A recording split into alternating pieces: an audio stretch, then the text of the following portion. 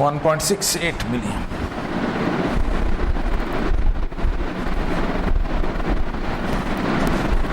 This is net income for HL. For LL,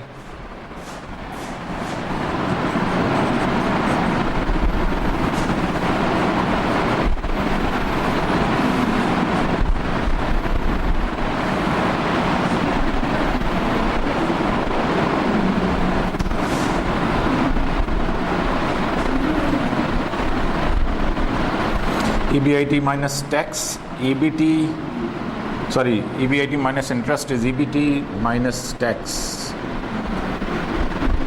net income.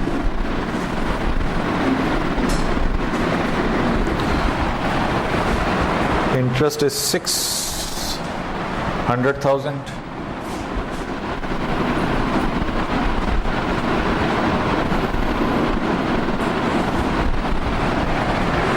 $3.4 million आ गया नहीं 3.94 4 million में से 6 लाख माइनस करना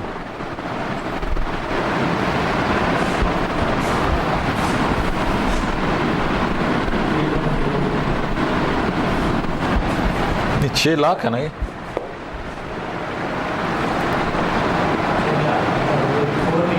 हाँ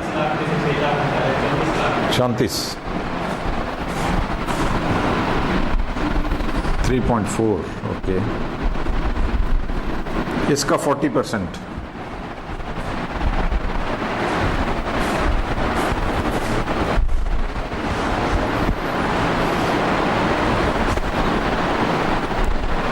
$1.360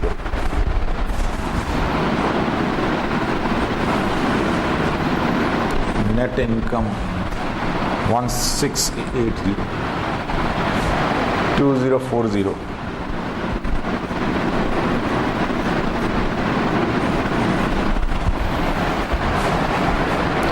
okay so now we have both the values available net income भी आ गई और common equity अब हम return on equity निकाल सकते हैं for HL net income for HL is 1680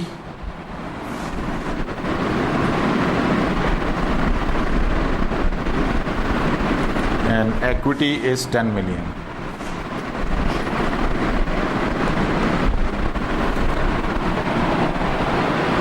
(16.8%) for LL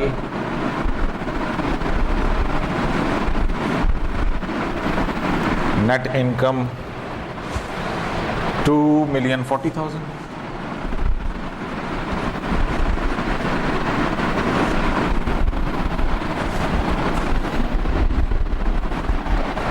$2,040,000 divided by 1.4 million. 14 million.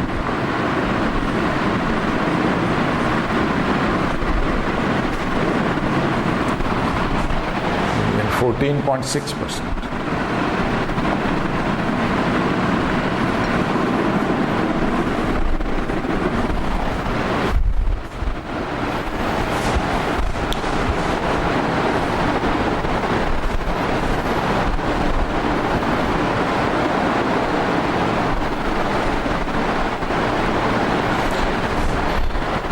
That was requirement A to calculate return on equity for both the firms.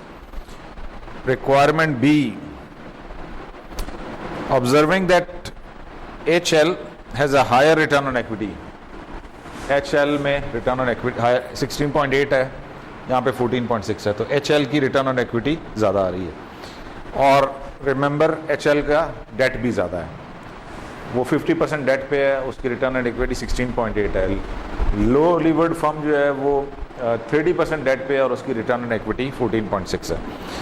So observing that HL has a higher return on equity, LL Strayer is thinking of raising the debt ratio from 30 to 60%. Even though that would increase LL's interest rate on all debt to 15%. Calculate the new return on equity for LL.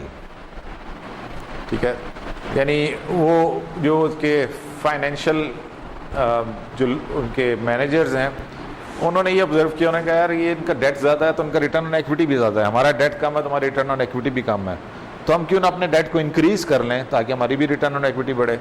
तो वो क्या करना चाह रहे हैं, वो अपने date को 60% पे लेके जाना चाह रहे हैं, डेट को 60% पे ले जाना चाह रहे हैं, और उस डेट की वजह से फिर उनकी इंटरेस्ट भी चेंज हो जाएगी, यानी ये वैल्यूज़ चेंज हो जाएंगे ना, नीचे वाली सारी वैल्यूज़ चेंज हो जाएंगी। तो पहले हम इसका डेट फाइंड आउट कर लेते हैं और फिर उसकी बेस पे इंटरेस्ट और फिर उसकी बेस पे रिटर्न ऑन इक्विटी। तो total assets will remain the same, debt will increase to 60%। इसका मतलब है कि 1.2 मिलियन चला जाएगा आपका 12 लाख 20 लाख 1.2 मिलियन। इक्विटी जो है 40% 8 लाख।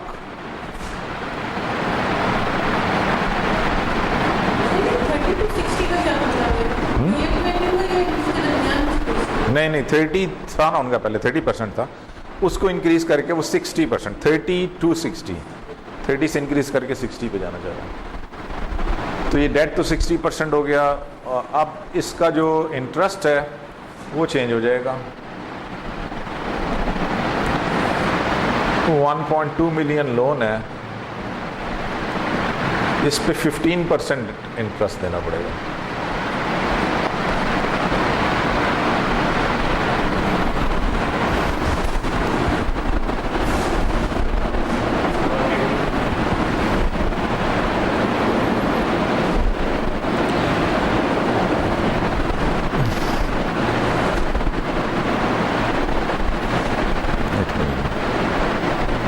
ये 12 मिलियन है, और ये 12 मिलियन है, 1.2 नहीं है।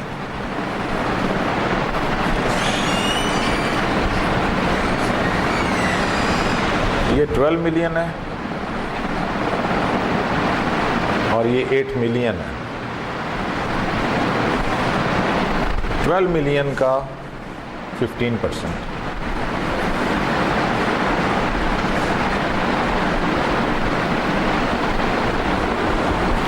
$12 मिलियन का 15%, 1.8 ये इंटरेस्ट आ जाएगा। So interest will increase to 1.8 million.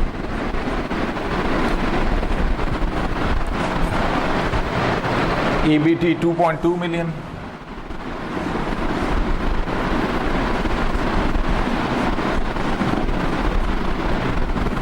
इसका 40% टैक्स है, 880,000। Net income will be 1.32।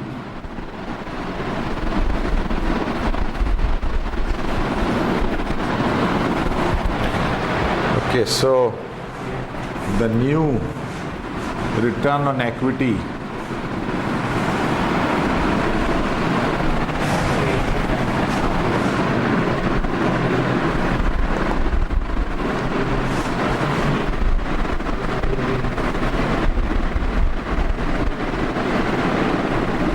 return on equity divided by net income, net income divided by equity. So net income हमारे पास है 1320000 divided by equity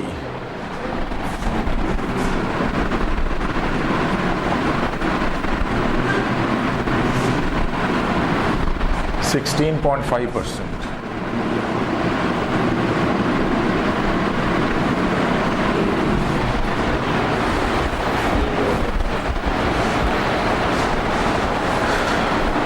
क्या नाम अब्दुल्ला, ठीक हो?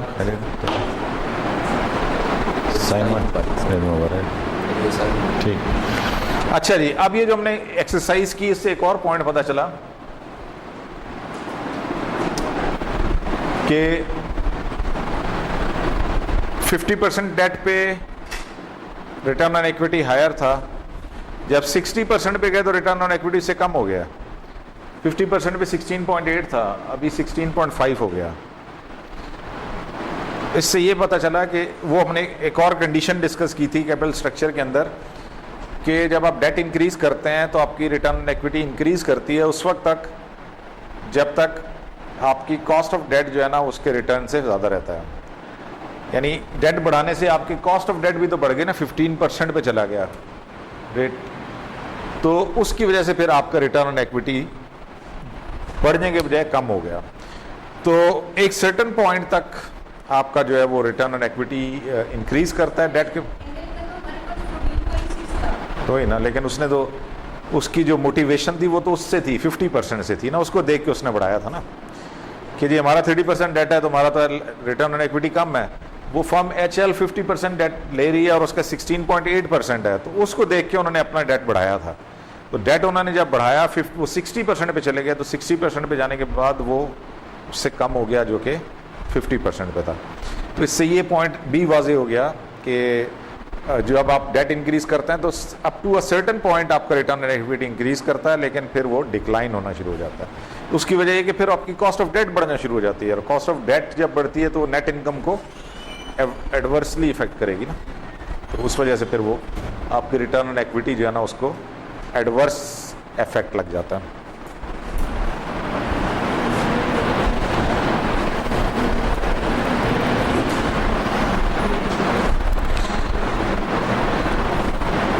Okay, जी, question number 6 is again related to break even.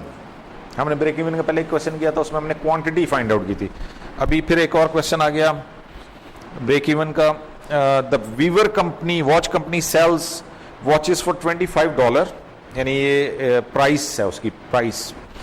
The fix cost are $140,000 and variable cost are $15 per watch. First requirement is what is the firm's gain or loss at sales of 8,000 watches? अगर वो 8,000 watches cell करते हैं तो क्या profit होगा या loss होगा, और अगर वो 18,000 वॉचेस सेल करते हैं तो क्या प्रॉफिट या लॉस होगा। ठीक है, तो दोनों का प्रॉफिट एंड लॉस कंपेयर कर लें।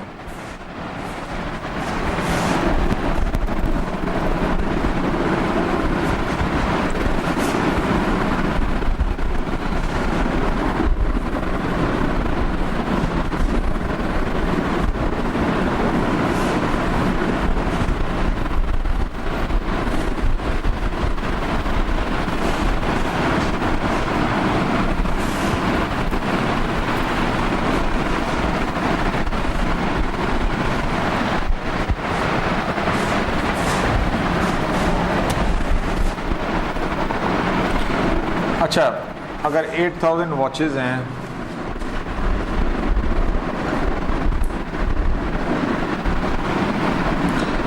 तो हमारी सेल्स कितनी होंगी। 8,000 वॉचेस हैं और एक वॉच की प्राइस $25 है। कितना आ गया जी? 200,000। ये हमारी सेल्स आ गई, इसमें से कॉस्ट माइनस करनी है।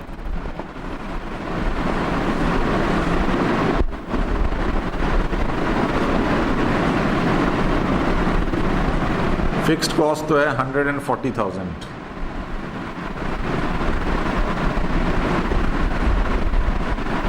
वेरिएबल कॉस्ट है 15, 8,000 इंटू 15,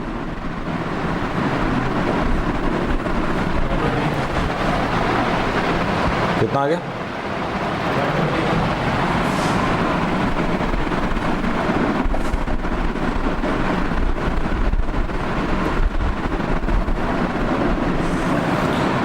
$200,000 सेल्स हुई हैं और कॉस्ट आ गई 2,60,000। 60,000 का लॉस है।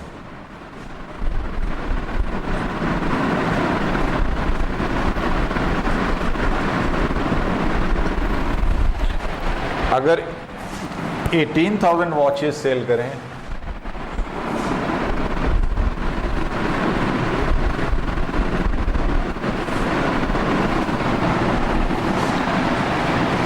सेल्स कितनी हो जाएंगी 18,000 इंटू 25,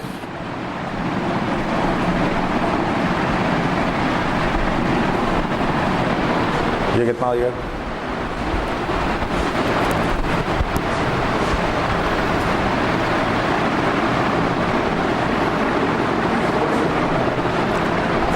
$4,50,000। इसमें से कॉस्ट माइनस करेंगे, फिक्स्ड कॉस्ट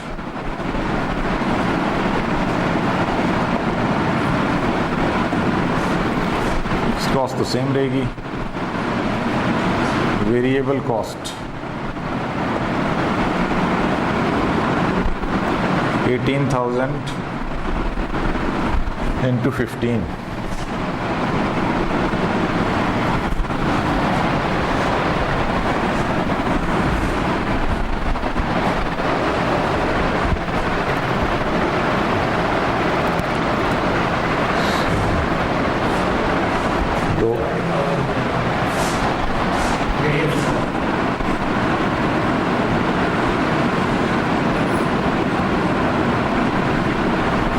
एक 40 और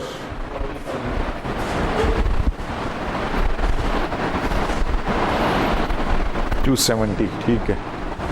तो ये हमारे पास 40,000 का प्रॉफिट आ गया।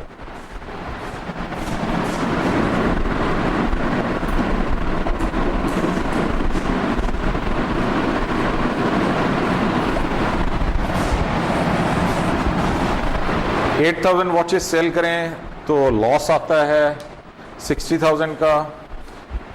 18,000 वॉचेस सेल करें तो प्रॉफिट आता है 40,000 का। सेकंड पार्ट है इसका कि क्वांटिटी फाइंड आउट करें, break even quantity. What is the break even point?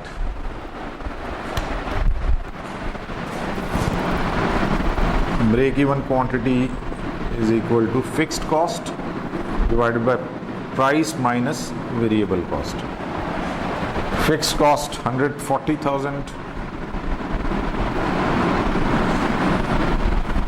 Price 25 है, वेरिएबल कॉस्ट 15 है। 14,000 watches.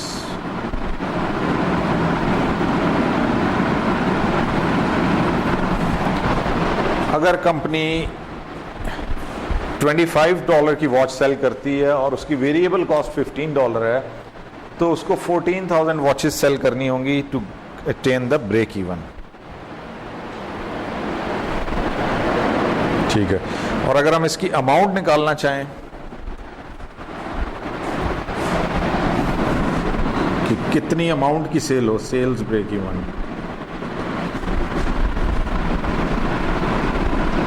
Quantity break even multiplied by price. 14,000 watches हैं, $25 की एक वॉच है।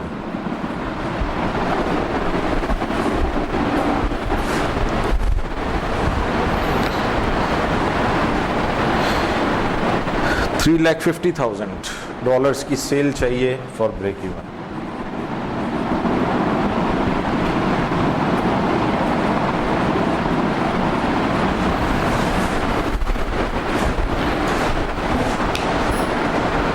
$14,000 वॉचेस सेल करें या $3,50,000 की सेल कर लें तो आपका ब्रेक इवन हो जाता है। ये पार्ट बी हो गया। Part C, what would happen to break even point if the selling price were raised to 31?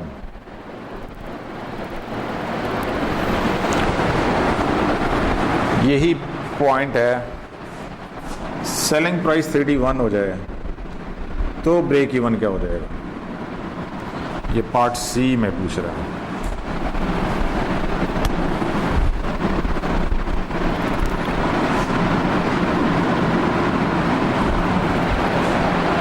कितना आ जाएगा? 140,000 डिवाइडेड बाय 16,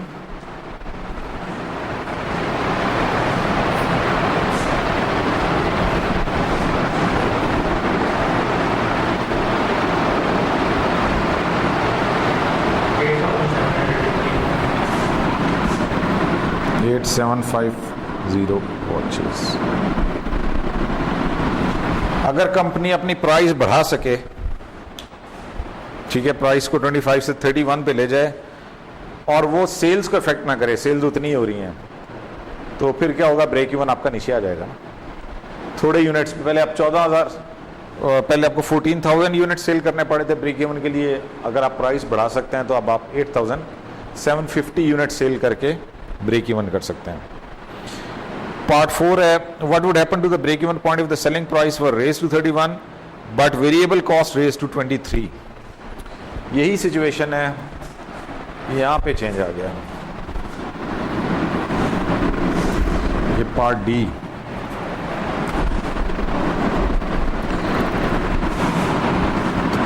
वेरिएबल कॉस्ट बढ़ गई है $23।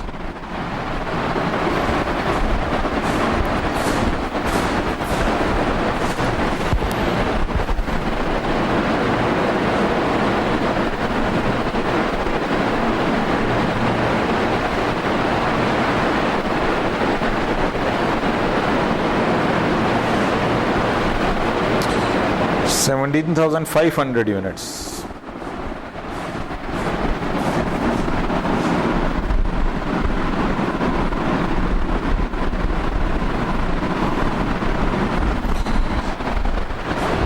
अगर वेरिएबल कॉस्ट भी बढ़ जाए तो फिर आपको 17,500 यूनिट्स सेल करने होंगे for achieving break even.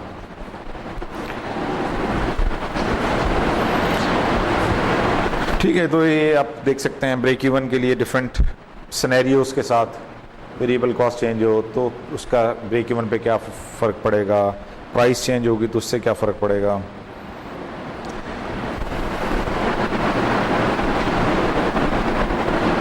Okay ji, next question, question number 7 है। थोड़ी सी ब्रेक लेते हैं, कर लें ब्रेक, ब्रेक कर लें 10-15 मिनट की ब्रेक कर लें।